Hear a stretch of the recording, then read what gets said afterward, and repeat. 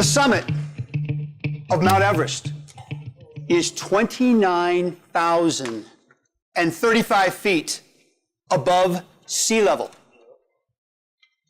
It is the highest destination on the planet. Today, I'm going to take you on a journey around the world that will culminate on the slopes of Mount Everest. And I want to share with you the leadership lessons that I learned on this expedition that helped me be successful climbing Mount Everest. But more importantly, I believe these same lessons could impact all of you in this room right now to help you with your leadership journey, being in a Toastmasters position and to help all of your clubs. My goal is for you to take a few notes so that when you leave this room, you can apply these lessons immediately to your clubs. And the best news of the day, ladies and gentlemen, is that you don't have to climb Mount Everest to get this information.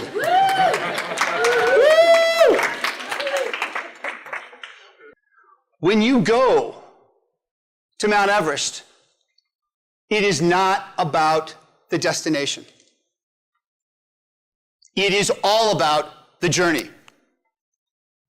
Before I continue, by a show of hands, how many of you in this room right now are on some kind of journey? Come on now. Don't be bashful. Look around the room. Everybody has a hand up because we're all on some kind of journey. And the journey began.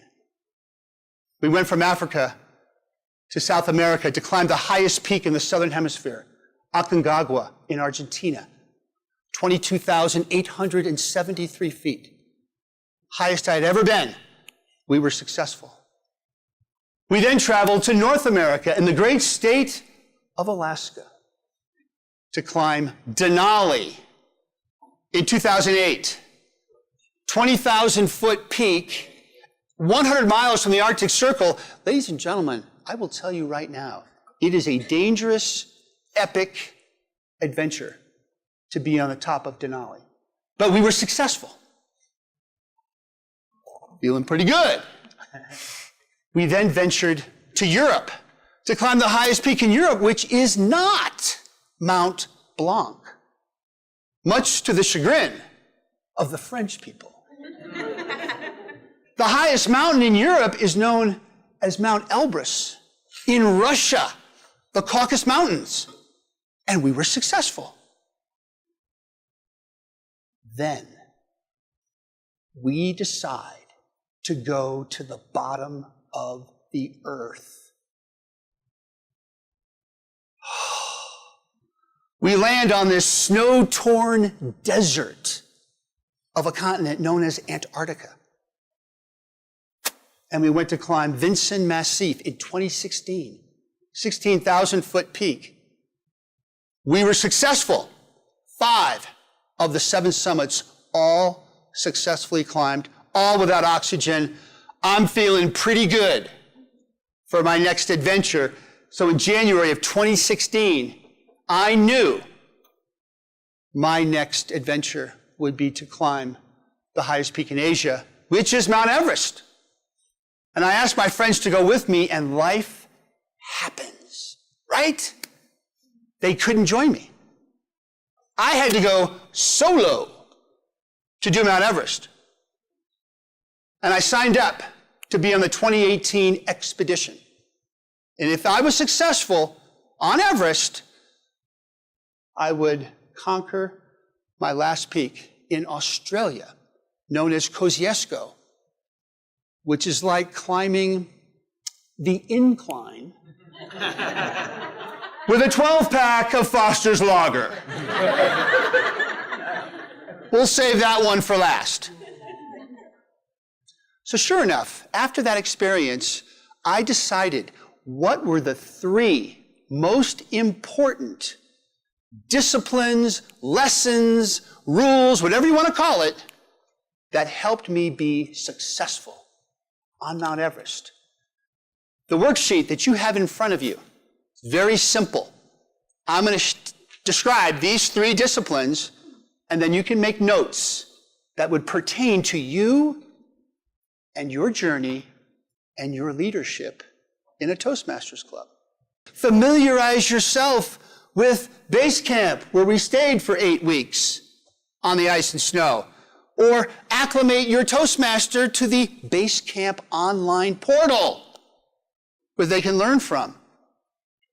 Because when you acclimate really well on Everest, as you can see these camps, you are putting yourself into a position to be successful. But this is base camp, where we stayed on a 2-inch mat for 8 weeks on the ice and snow. Those were our tents where we slept. There's our dining tent. We had hot showers. We have toilets that are totally covered with padded seats. All the comforts of home. Does it look like fun? No. I love the honesty in the room. Remember, we're acclimating. And his job is to get me from Camp 4 to the summit and back down safely. Why am I being introduced to him 7 weeks before I even get to Camp 4? Because lesson number 2, ladies and gentlemen, is to build community. The Sherpa people have an incredible blend of strength and humility. And this young man, with his temperament, his tone, his gracious attitude, infected me, and I was all ears with Tunong. And what I want you to think about, who in your Toastmasters clubs or districts have this blend of strength and humility? Those are the people that I believe are probably sitting in this room right now as officers, board members, that are giving back and building community in your clubs. I wake up surrounded by walls of ice. Daylight finally comes, and I look around, and I'm, OMG, we're going up and down these huge blocks of ice trying to get through that ice fall. And it's difficult. But then it gets really fun when we have to do this. Crevasses as wide as a 4-lane highway, spanned by 5 ladders that are actually duct taped together from some roll of duct tape from Home Depot. I got my pack. I've got my crampons on. I've got these ropes here, and I'm going across this thing, and it is bending back and forth, but that's the only way to get there. And sure enough, I got through it. But when you get to the middle and you look down, it is an endless abyss on that mountain. I made it through. My Sherpa was so happy I made it through. First time, he took a picture of me. We have breakfast. Notice we're all in our big down suits, much colder. And I know that we're going to a higher elevation. So before we go, I pull my Sherpa to the side and I said, Tuna, today could be my day. He goes, what are you talking about?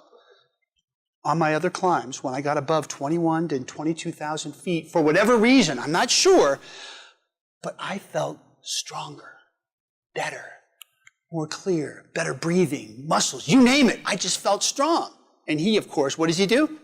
rolls his eyes back in his head like, we'll be lucky to even get there. Sure enough, we line up. The gentleman right behind me is Rahul from India, and we start going up the Lhotse face. Ladies and gentlemen, it is going up a vertical ice rink at 65 degrees. He's carrying my water, my sleeping bag, and my pad. And I'm right on his tail, and my head is down, and I'm just going. And 4 hours into this trek to 25,000 feet, he stops. He turns around with this huge smile on his face. I go, what? Turn around. I turn around, and there. That's what I'm talking about, man. That's what I'm talking about, man. That, ladies and gentlemen, is the 49er Club. There is the top of the world. I can taste it being at this camp. There's Camp 4. I just got to go up there and boom, I've done it. So I say to the guys, hey guys, can we just do this now? What do you think they said? No. Why? Sorry, Brooke.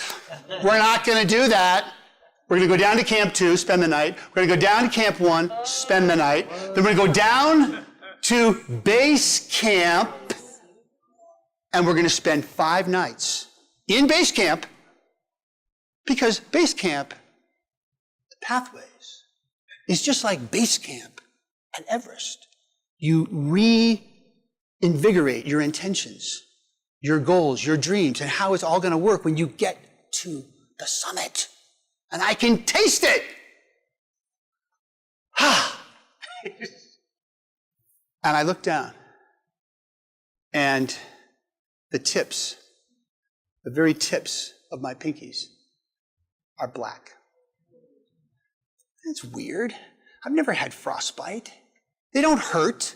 There's no pain. But when I go like this, they're like pieces of driftwood. Lost it. I called him every effing name in the book. I was a raging lunatic in front of his staff, in front of my Sherpa. So unprofessional. But I'm sorry. I couldn't deal with what he's telling me. And he's just gracious and humble. And he says, oh, hold on. Has a staff member come over with a picture of a gentleman who last year had the exact same thing as me and did not leave the mountain. He had lost all 4 of those fingers and all 3 of those.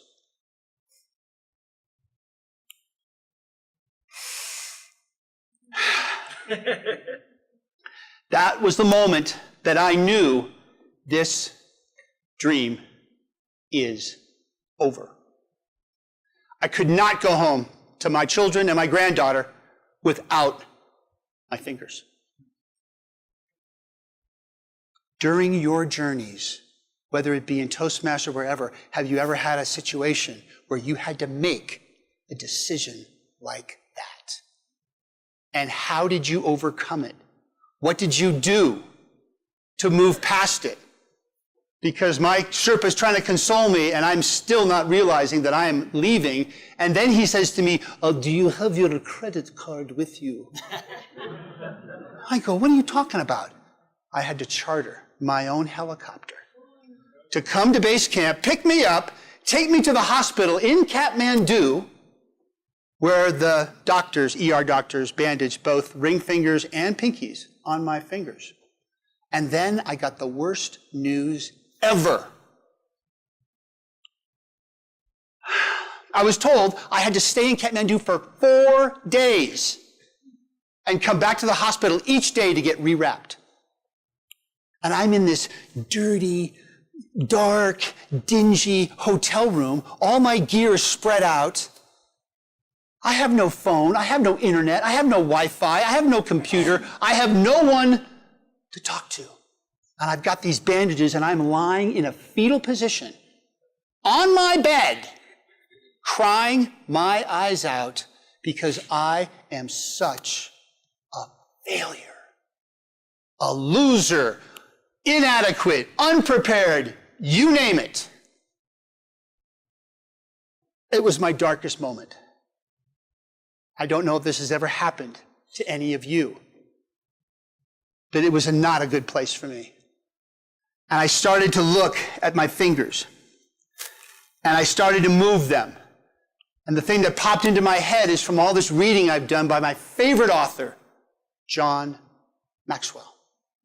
There is a lesson in his book that I love over and over again.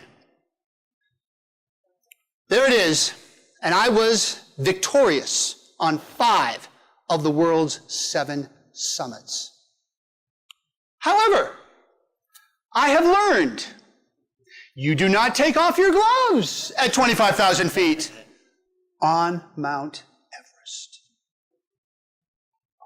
That's the lesson I learned. That's what I started thinking about. But I still had my fingers. And so, as I'm acclimatizing in my hotel room, I thought, okay. I got up, I showered, I shaved, I got all fixed up, kept my bandages on, and I went out into Kathmandu. And I found a pub. But the question that I get to answer now is, what's next? And this is the question that I want all of you to think about. As Toastmasters leaders, in positions to create community, to help people acclimate, to do more lasking, which means learning about them. Remember, the acclimatization that we did on Everest was so critical to our success. We also, over time, had to build community. It doesn't happen like that. And lastly, I learned a great deal from that experience.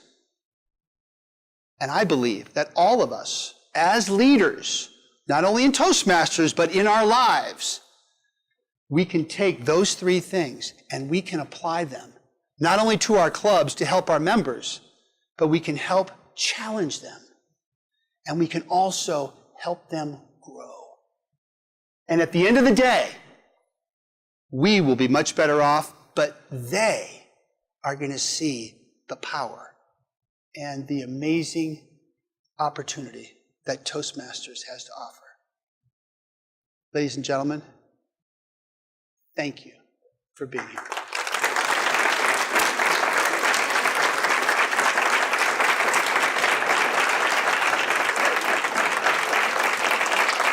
Ladies and gentlemen, Brooke Chestnut. He's a man of passion, a man of courage, and a man who is driven not only internally, but also to help other people to succeed. He's very natural, engaged the audience very well, a great storyteller. He actually moved around the room quite a bit, and so I felt like he kept our attention throughout the entire presentation. I'd like to say that there are 3 things that I believe any audience will get out of Brooke's presentation. Number 1 is critical thinking about what it means to be successful as a Toastmaster as well as a pursuer of goals in life. Number 2, critically, how do you deal with failure? How do you deal with the goal that you set for yourself that you did not achieve? And I believe Brooke's presentation illuminates that idea. And number 3 is how do you come back to a new way of thinking about your goals, your success, and your achievement that is realistic as well as attainable. And through those 3 pathways, I think you come out of his presentation with a whole new set of ideas about your future and about the people around you that you also love.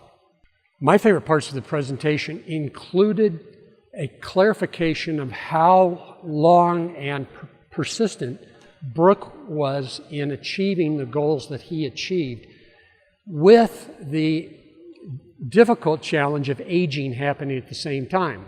These were highly physical, highly challenging feats that he undertook. And in spite of his own aging, he kept focused on the goal from a multi-decade point of view. Secondly, I felt very emotionally connected with Brooke in his own humanness in how he delivered his message, as well as how he brought the audience in, not to separate himself, but the connection, the communication between Brooke and the audience. This presentation is full of lessons that any audience can learn, especially those audiences with people that are pursuing serious goals. This is a presentation that can revitalize each person's motivations, each person's sense of commitment to their own goals, and that is the ultimate benefit of any keynote presentation.